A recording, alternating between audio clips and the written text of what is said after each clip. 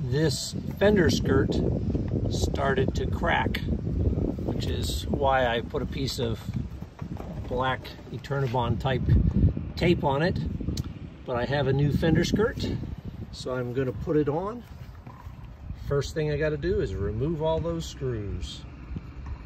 Here's another spot where you can see it's cracking pretty badly and why it needs to be replaced. Screws removed. Now it's just a matter of pulling this off, breaking the seal that's there,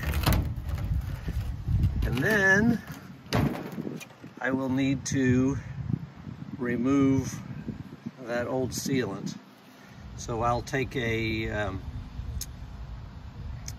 X-Acto blade or a knife and try to take off all that extra sealant, and then probably clean it up with a little bit of Goo Gone. The new fender is in place.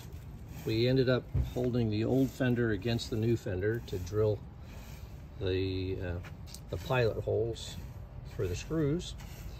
It looks pretty nice.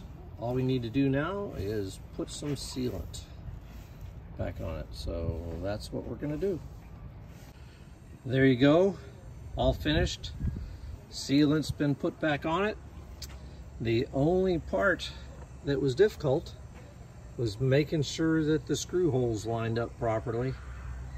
But everything has been sealed back up, and I put RTV on the back of the screws to make sure that the screws don't come back out. I've used that for the past 6 years, and it's worked well. So there you go, finished product.